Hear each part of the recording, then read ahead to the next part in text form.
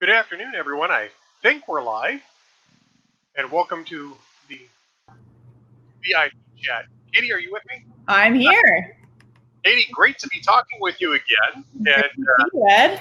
on our very first Town Hall Hot Air VIP Gold Chat. I want to welcome all of our Gold members, VIP Gold members. Thank you so much for participating today. I mean, we're really going to let you guys drive the conversation. We're interested in knowing what you want us to discuss, and especially, I highly recommend. Katie's very well connected. Does a lot of gumshoe reporting in Washington D.C. So anything doing with the White House or impeachment, just going to have a lot of great firsthand knowledge there. So, Katie, what's going on today around the Beltway?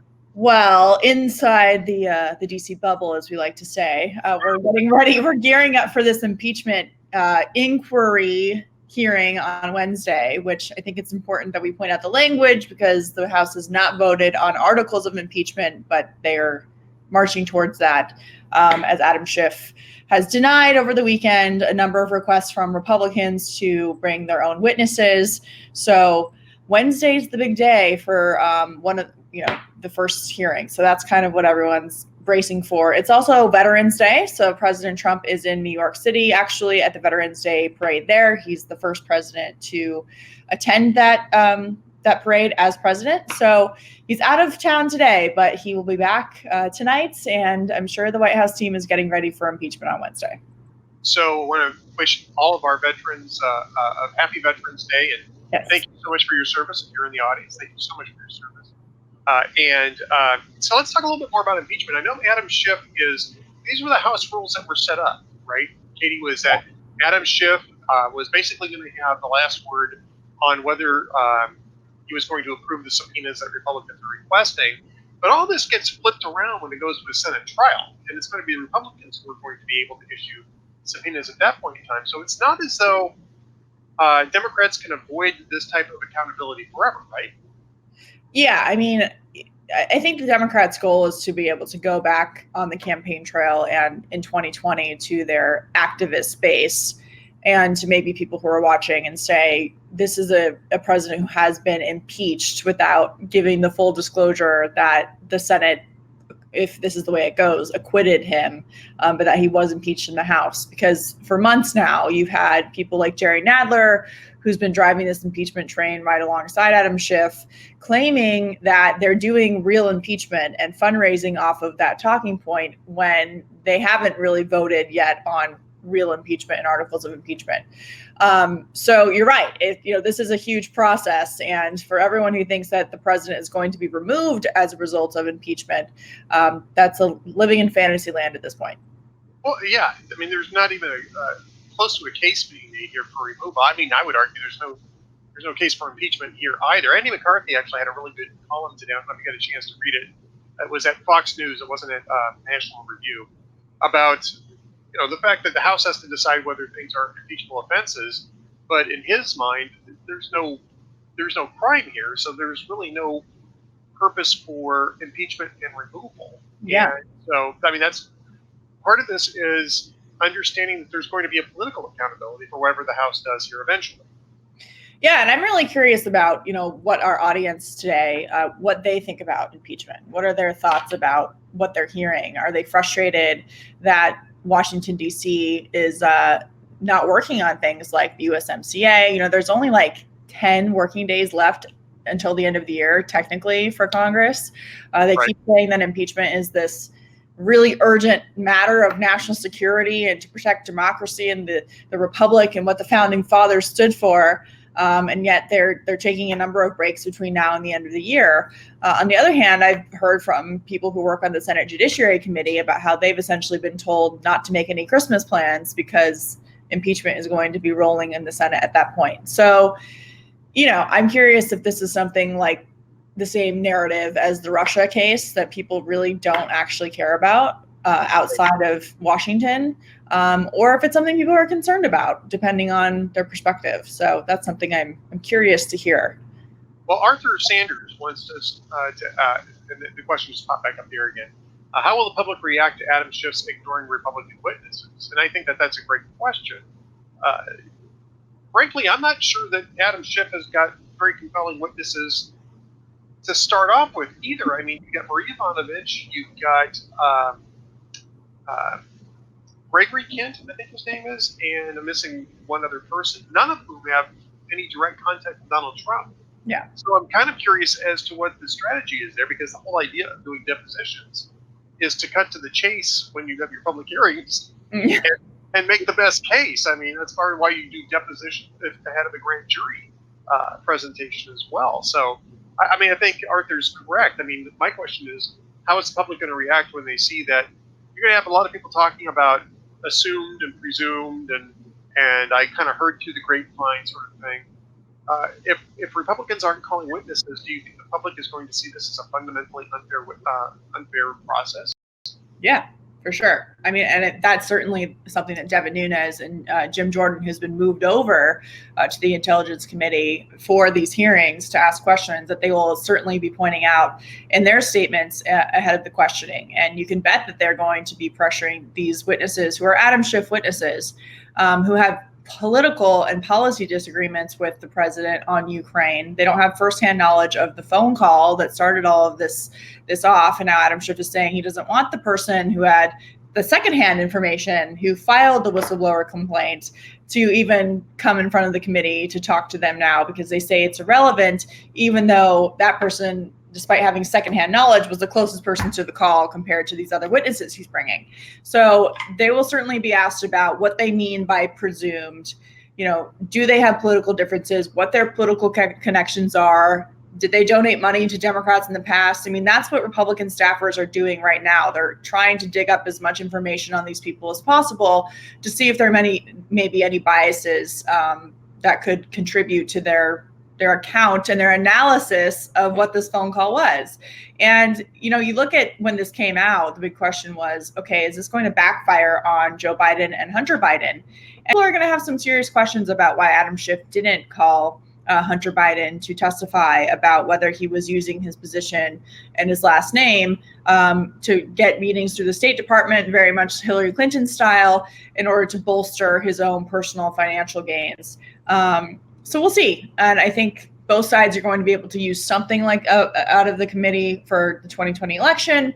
But in terms of fairness, I certainly think the track record from Democrats here is working against them, especially when it comes to Adam Schiff. You know, Robert Mueller was supposed to do exactly what we're going to hear about on Wednesday, right? Like bring the testimony to life. And I think that Democrats have had a pretty bad track record when it comes to actually getting those things accomplished. It's a risk that they're taking. And by the way, if you have a question for our VIP Gold members, there's a little bar in the bottom here with the Shindig app. I have a big question mark on there. So you just click on that and type in your question, and Katie and I will do our level best to provide you with a pithy answer to it. Erica asked, what should we expect from the first impeachment inquiry hearing on Wednesday? And this is kind of what I was getting at.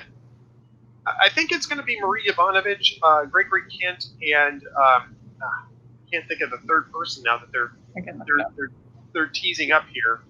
But again, Maria Ivanovich is going to testify to what she was hearing from the people who were dealing with Giuliani, and she's going to testify to the fact that she was treated rather badly, which I think is actually probably true. But I mean, it's not an impeachable offense to decide that you don't want an ambassador in a particular slot anymore. Again, this to me, I mean, the Maria Ivanovich thing to me is it's troubling that there are people who are kind of torpedoing her, but I suspect that that's not an unusual situation in Washington, Katie. I mean, right? Well, a few things. So she was a rollover from the Obama administration. She was reappointed. Yeah, but she was also reappointed by President Trump to this ambassador position. So that is his fault if he didn't want her to be in that position, right? I mean, that is the downside of keeping those types of career people who tend to be more towards the left than I think that he would like. However, this narrative from people like failed presidential candidate Eric Swalwell that the president is somehow engaging in corruption because he fired an ambassador is completely ridiculous. I mean, ambassadors serve at the pleasure of the President of the United States. He can fire them. It's like James Comey. He can fire them and take them out of their post for any reason, and he doesn't have to actually explain why. And so this narrative that she was taken out of her post for no good reason, that she had all of these things to offer and they did these things to her. The president can take you out of your post as ambassador at any point for any reason. So they've turned her into somewhat of a victim and acted like she's an example of the president abusing his power. But in this case, that's not true. Well, you have this sort of narrative that's going on, right, with some of these folks. By the way, if you have any questions, folks, feel free to jump in and ask questions. We're going to get to your questions as soon as we see them pop up. But you take a look at Lieutenant Colonel Vindman, for instance, and I suspect that now that his testimony has been released, it probably looks a little different than how it was recorded to begin with. You might have a little bit more insight on that. But I mean, the essential story was he was supposedly worried that American diplomacy was going in the wrong direction, and that's the reason why he became very concerned about this. When the voters elect a president to conduct American diplomacy, I mean that's part of what you get when you elect a president. Is the president's prerogative to pursue that, and we saw a little bit of that today with last night I should say, with Nikki Haley's memoirs. Mm-hmm. The story that Rex Tillerson and John Kelly came to her and tried to get her to, at least according to Nikki Haley, tried to get her to collaborate on undermining Donald Trump's authority and sort of undermining his orders because it was bad for America and they knew it was good for America. I mean, that's sort of I hate the term deep state. I really do, just because it overstates things. It's an entrenched bureaucracy. And you made the good point here, Katie, that part of that is Donald Trump's fault because he wasn't replacing these people as soon as he got into office. But it does sound kind of deep state-ish, right? What Nikki Haley is describing. And that's part of what we see with Yovanovitch and Vindman apparently as well. Well, and to the administration's credit, in some of these cases and unfilled ambassadorships to this day haven't been given a nominee because the Senate has to confirm them, and the Senate process has been very difficult for a number of nominees. And so the administration has to look at it and go, okay, is it worth the political oxygen to try and fight over this specific ambassadorship? So that's why a lot of those positions weren't being filled, or why they just kind of rolled over the people in the positions who were there before.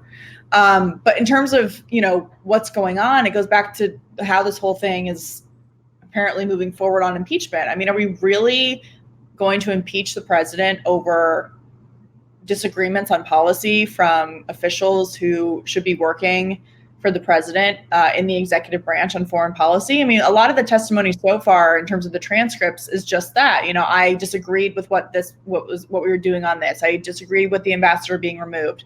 I had concerns about conversations that weren't or were going through about X, Y, and Z on Ukraine aid, for example, the relationship with Russia. Those are all political opinions. And if that's what you're into, then you shouldn't be working for the president. It doesn't matter who you are. So George wants to know what the Republican strategy is will be at the hearing on Wednesday. Tough cross-examination of these witnesses. My guess is that that's one of the reasons why they got Jim Jordan on the committee. Yeah. John Ratcliffe is on the committee as well, and he apparently had some very good cross-examination of some of these witnesses in depositions. But yeah, I think that's the idea. Katie, what was the process during the depositions? My understanding was that there wasn't a lot of Republican interaction there. A few of them were able to ask questions, but not many. What was the story with that? Yeah, I'm not clear on exactly what the format was, but there were allegations that Adam Schiff was coaching witnesses, that they weren't allowing Republicans into certain interviews. That's why you saw that big storming of the skiff on Capitol Hill, because Adam Schiff wasn't allowing them to interview and depose a number of these witnesses. So I think the strategy on Wednesday, just based on what we know so far, is going to be very tough cross-examination, because that's all they have. They don't have their own witnesses because Adam Schiff has refused to bring them to testify. And also, I think they're going to call Adam Schiff out on the carpet for his credibility problem. Devin Nunes and Jim Jordan are really hard hitters. And if you look at the pattern of behavior here, I think there'll be a lot of questions about Adam Schiff's own behavior. Let's not forget that Republicans have also asked for him to be a witness in this process, for him to testify under oath as a result of his contact with the whistleblower in August. He got a letter about a complaint on August 12th, but didn't tell his fellow committee members about it until a month later, and just so happened to be tweeting before it came out exactly the allegations in the complaint before giving it to everyone else. So I think his credibility will be really on the line. I think Republicans will also talk about due process and kind of string together a lack of due process from Democrats on pretty much every issue since Trump was elected. And so, Adam Schiff is taking a risk here, and so is Nancy Pelosi by having a public hearing, because Republicans will come to play, and I'm not so sure that the Democrats are going to be ready for it. Yeah, I mean that's another point too. Is that again? I think the Senate trial is going to even be an issue with that. Michael Blazinski is joining us, and hi, Michael, great to have you with us. Do you think that as the hearings continue, the public will get bored? There's actually a really interesting thing about this. Did you see Bill Moyers insisting that PBS cover this thing wall to wall and then replay it in prime time?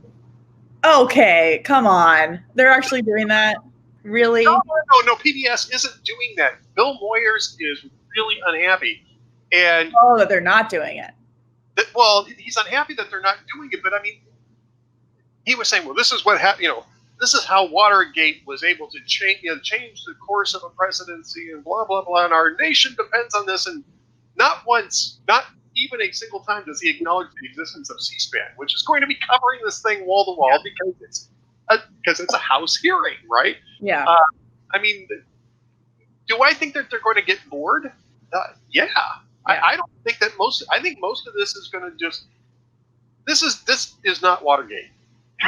There wasn't a break-in at a hotel. There wasn't a plumber squad that was doing illegal wiretaps and stuff like that. There were laws broken, several of them in Watergate.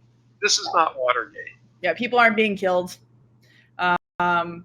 Right. No, I do think that people will get bored, and I think that they will see it as I think it will confirm what they think about DC, like very insider, who's, backing who based on phone calls and what they think, and very academic process of stuff that goes on behind the scenes about a foreign policy issue, which a lot of Americans, quite frankly, don't care about much.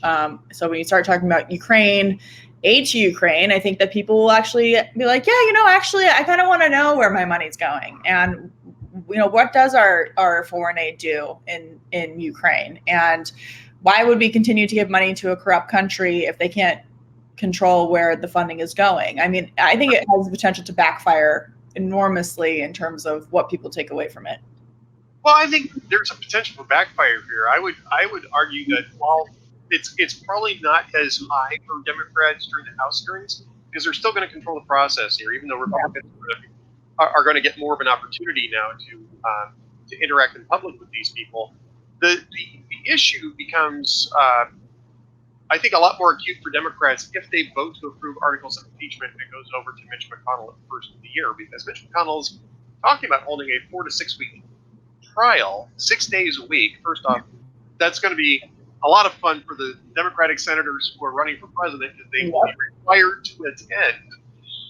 And second, that's where all of those things reverse themselves, and Republicans have control over the process, and they can call people like Adam Schiff and his staff, even if they don't call the whistleblower. Right. They can call Adam Schiff and his staff as fact witnesses rather than as prosecutors. And I don't think Adam Schiff is going to be terribly comfortable with that type of questioning. No, and we've seen a little bit of that earlier last week. Today's Monday. Last week, we saw some of that when Senator Chuck Grassley, who used to be in charge of the Oversight Committee, partnered up with Ron Johnson, and they sent a letter to the State Department saying, "Hey, we know that there's a bunch of documentation over there about Hunter Biden and Burisma and the State Department's interaction with him. we'd like to see some of that documentation. Here's our list of things we want. And if you could have it to us by November, whatever, that would be great. And so while House Republicans don't have subpoena power, while they are being blocked repeatedly by Adam Schiff and not getting any kind of witnesses that they want, the Senate has a lot of power too. And they can do the same kind of investigation that Adam Schiff is doing. And I think the political stakes will be much higher. And David Leeper asks, are the Dems taking the position that the transcript and the opinions of these no-name insiders are what really matter? Yeah. It seems absurd. I think that they're saying is that my understanding of their position is that this was sort of a sotto voce quid pro quo, that the reference to the transcript was sort of a loaded reference to messages that had gone before saying do this or else. The problem is that nobody's actually said, including the Ukrainians, has said, we were told this. There were certainly people that were hinting at it. Rudy Giuliani was hinting at it, but they never heard it from Trump or from official Trump administration. Trump administration officials. I mean, do I have that correct? I don't recall ever hearing an allegation that there was an actual official that sent that message. In fact, Yovanovitch said she didn't hear about it. Yeah. And she would have been told if the Ukrainians were being told, hey, you do this or else. I think the Ukrainians would have gone to Yovanovitch and say, hey, is this for real? Well, and the timeline is that the Ukrainians didn't know that aid was even put on hold until after it was released. So to them, It wasn't, you can't, as people have been arguing, and this is what Republicans will continue to argue, especially on Wednesdays, you can't have a quid pro quo without the quid. And if the Ukrainians weren't told that we're going to withhold aid until you guys investigate the Bidens, then the argument about what was going on here really starts to fall apart. And I think too, there are double standards here as usual about what kind of questions are being asked. We do have Joe Biden on record bragging about withholding $1 billion in aid unless this prosecutor was fired. And even if you take his son out of it, who was, maybe being looked at by the prosecutor, that's still a quote quid pro quo on behalf of Joe Biden when he was the vice president. So I think that will be pointed out too in terms of double standard. But well, I'll argue the other side of this. Okay. The idea is that the U.S. everything is quid pro quo when it comes to aid. We pay $1 billion to Egypt not to go to war with Israel. We pay Israel $1 billion not to go to war with Egypt and Jordan, and we probably pay Jordan something not to go to war with Israel, and all of that is tied to things. We have presidents who tie aid money to not referring for abortions, and then we have presidents who tie aid money, to explicitly referring for abortions. Mm-hmm. All aid has got quid pro quos. The issue here is whether or not the quid pro quo was a personal quid pro quo. You're using the United States aid to benefit yourself personally, which is a legitimate issue if that's what happened. I would say that that's a legitimate issue for criticism. I still don't know why it rises to an impeachable level of offense, especially since Congress has not seen fit to write a law that forbids it. Explicitly, right? I mean, if Congress doesn't want people doing that, they should pass a law about it. Yeah.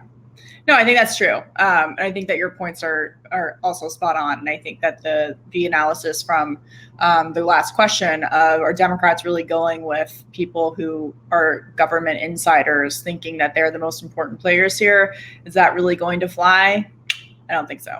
I don't think so either. I mean, I think it really misreads what's been going on in American politics for the last, several years, really, which is an anti-establishment populist uprising in both parties that don't trust the people who are assigning themselves to this position. That's the reason why Nikki Haley's the memoir thing that the Washington Post reported on today, it just kind of struck me as funny. It's like, how many people really seriously still don't get the idea that voters aren't buying that argument anymore and that they've lost trust in these institutions? And then you have, when you look at this, and you look at the polling that's been going on, you and I both review polling. Mm-hmm. You look at the polling that's going on in the swing states. And I have to say, I mean, I'm looking at the stuff that the New York Times did, and I know people are going to say, New York Times, but actually this is this is a good one. Stay with me on this. You take a look at that, and it's very clear that people in the swing states are not buying into this. And I think from their perspective, this looks like, the establishment strikes back, sort of like the Empire Strikes Back, which was the only really good Star Wars movie. Right? Am I correct on that, Katie? This is the establishment strikes back. Yeah. No, I agree. I think we had a question from another viewer, but it also went away. So here we go. There you go. Arthur Sanders. So because of Adam Schiff's behavior as chairman and his complete disregard for fairness, is there any legal way to remove him from that position? Last I looked, this is America. Ed? Well, no. to your point, no. He's elected by the people in his district, and then he's chosen for these positions by the caucus. So the only way that you can remove him from that position is to vote in a Republican majority or defeat him in his district. I mean, and that is also America, by the way. We should make it clear that this is the way Congress always operates. He's just bad at his job. Yeah, well, I'm stunned that Nancy Pelosi didn't find somebody else to run this. I would have chosen, of course, the late Elijah Cummings probably would have been a pretty good choice for her. But Elliot Engel on foreign, on foreign affairs, would probably not have been a bad choice either. This guy has no credibility, and yeah, none at all. I mean, I guess her other choice is Jerry Nadler, but I'm sorry. No, Nadler isn't a good choice either. And I think it's really interesting, though, Katie, and maybe you can speak to this, that she didn't pick Nadler for this. Yeah. Because I think that whole Robert Mueller build-up and letdown really destroyed Nadler's credibility, as well as maybe a little bit of the relationship between Pelosi and Nadler, the tension that was going on. Yeah, it's like you're benched. You're not allowed to run these things anymore. They're not going according to plan. But she has to be worried. I mean, Nancy Pelosi has to be nervous about Wednesday and what is actually going to transpire. Like if it's a Mueller redux, not good. Not good for them at all. No, I don't think it'll be that, because I think Republicans are going to make sure that it's not. But here's my question for you. How will the media treat this? I know, and I mean somewhat serious here, because they jumped all over these depositions when they were just getting the leaks, and then when the actual deposition, the transcripts came out, and made it clear that they weren't even talking about quid pro quos in these depositions. The media suddenly became kind of silent on this. Mm-hmm. If you've got wall-to-wall coverage over on C-SPAN, Bill Moyers is still unhappy about PBS, but it will be on C-SPAN, and people can watch these all day long if they want. Yeah, I mean, to me, I'm curious as to how the media gets around the people who are watching this to selectively report on just the Democratic side of the question. Well, the good news is that I think a lot of the networks will also be running this for most of the hearings, and Americans will be able to watch and decide for themselves. Now, the spin on it will be interesting. And again, I think we'll continue to hear about who these people are, how they should be respected, and they're esteemed and have had long careers in government, and therefore they know what they're doing. They're simply trying to help the country and save him from the president's bad and corrupt actions. But people are going to be able to watch and determine for themselves whether they think these people are credible. Adam Schiff has already proven himself to be not credible. And when it comes to President Trump versus Adam Schiff, when it comes to what they've been saying and what is borne out, President Trump actually wins that battle pretty significantly. So the media will do what the media is going to do. But other than that, I don't have any answers about what they're wanting to try and spin. But the good news is it will be unfiltered for most of the day. Yeah, it'll be unfiltered, and it will be very accessible. You'll get clips all day long. How will President Trump react to the start of the hearings? Michael wants to know. Witch hunt! Yeah. Letters, exclamation point, witch hunt!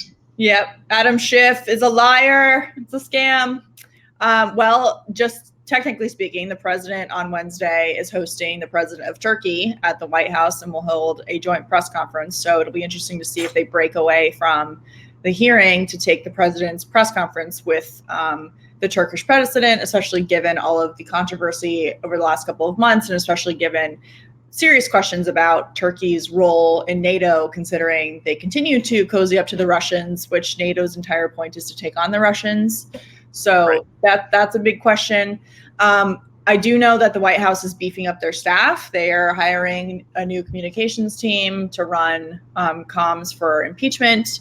Tony Sayegh, who used to be the public affairs officer for Steve Mnuchin at Treasury, took a break from the administration. He is now coming back to work on impeachment.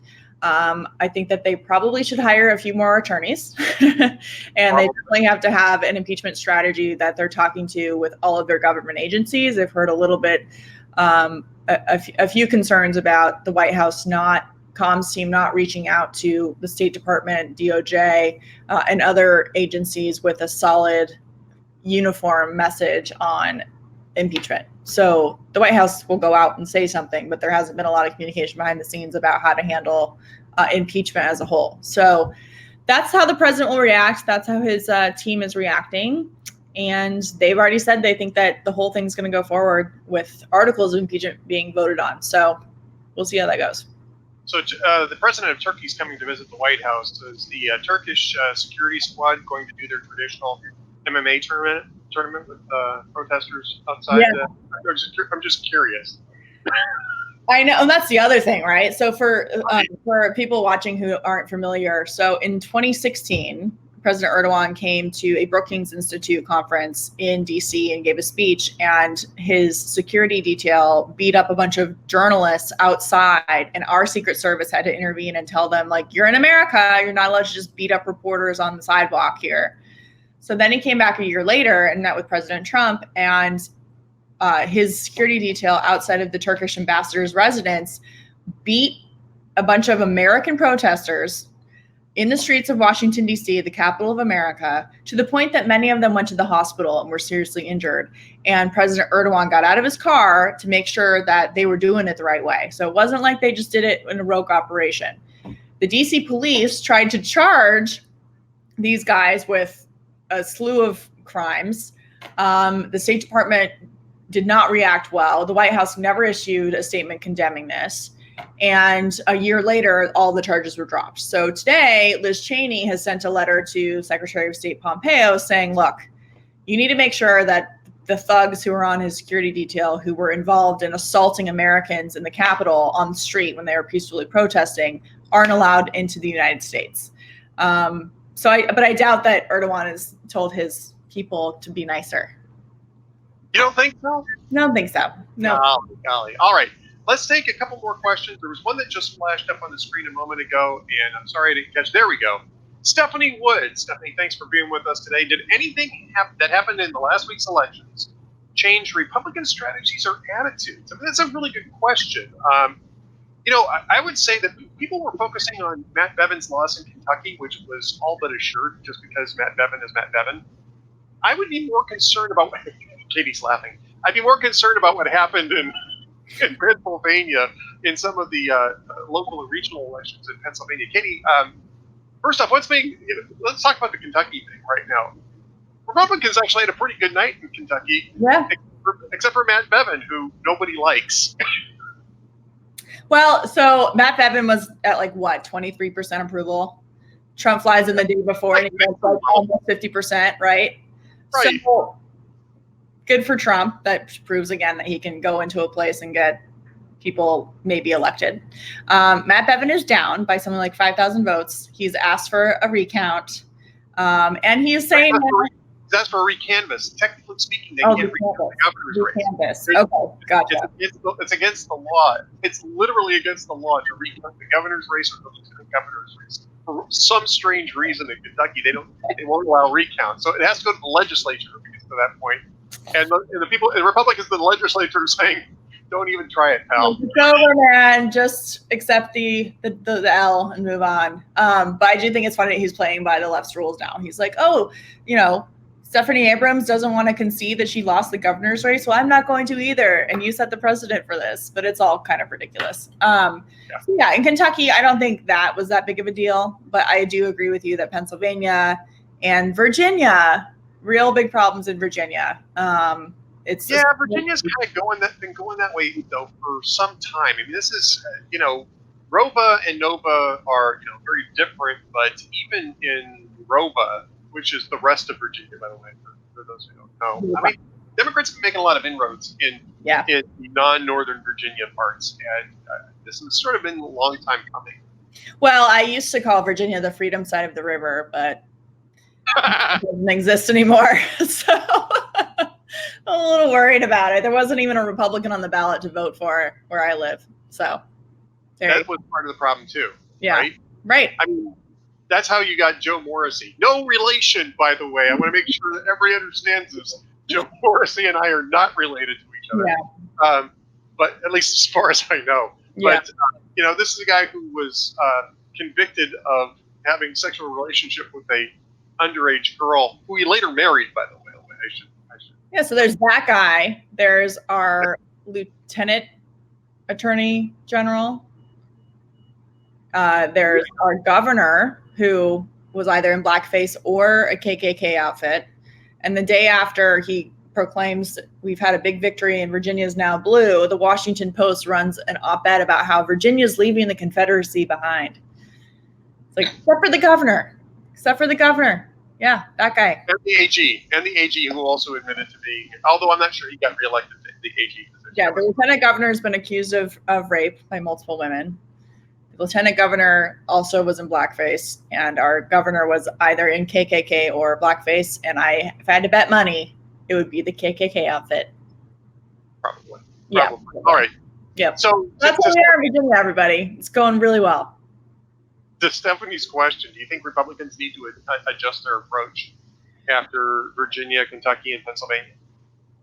I think on a state level, yeah. I mean, that's not an RNC issue. That's a local local level issue. So absolutely. They got to put up candidates. There's no Republicans to vote for, and people can't win. You got to recruit candidates. You can't leave these things open, because then you end up with what happened in Chicago a couple years ago, where you end up with a neo-Nazi who jumped in the very last hour of the application process and ran as the Republican, and the Republican Party had to denounce him. It was extremely embarrassing, and it was because they didn't have anybody running in that spot. You gotta find people to take those spots. Yeah, I wrote in Storm and Matt Vespa and Storm from the Triggered podcasts for my ballot, and my dog. There you go. So you got it. they're Virginia residents. It'll work. All right, we have another question here. We'll make this the last question here today. Go ahead, Katie. It says, how will the retirement of more House Republicans affect the party's ability to take back the House? So yes, today, big news with Peter King, who is from a district in New York, announcing after almost 30 years in the House that he is retiring. So that makes the 20th retirement going into 2020 for Republican House members. So Ed, a number of them have been from Texas. Some of them are solidly Republican districts, so that should be fine. But what about this idea that Republicans are trying to take back the House, but a lot of their candidates are already bowing out? Well, first off, I'm not necessarily sure that getting fresh candidates in a populist era is necessarily a bad thing. It does put you at a little bit more of a disadvantage in terms of fundraising and name identification, but name identification is starting to become a liability anyway. I would be concerned about seats like Peter King's. And I'm not a big Peter King fan for a number of reasons. But in places like New York and California, it's going to be tougher for Republicans to run because of the nature of the tax cut that they passed, where they eliminated the deduction for state and local taxes, the SALT deduction. They limited it. They didn't eliminate it, but they limited it.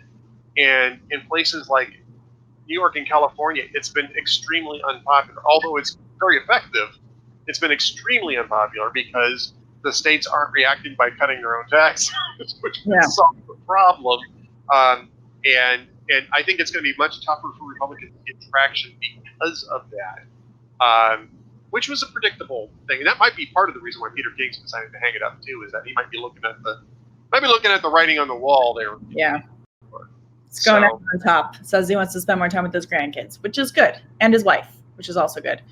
I think it's mentally it's disconcerting, right? To know that 20 seats have to be defended.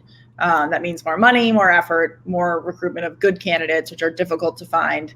And so defending seats that have been Republican for that long can take a toll. So we'll just have to see how that goes. But depending on how this impeachment process goes, depending on what the Republicans' message are, and whether anything can get done here in Washington, Republicans can bring back that message about needing to push things through, and Democrats want to focus on petty issues like impeachment rather than USMCA, for example. So, yep, that is a big one, and that's going to matter a lot in the swing states. USMCA is going to matter a lot in the swing states where voters are already looking at the impeachment process with a great deal of skepticism. All right, so Katie Pavlich, I want to thank you for doing this, and I want to thank all of our VIP Gold members for being here with us, and great getting your questions. And we're going to be doing this now. This is something we're going to be doing on a fairly regular basis. Yep. Thanks for being patient with the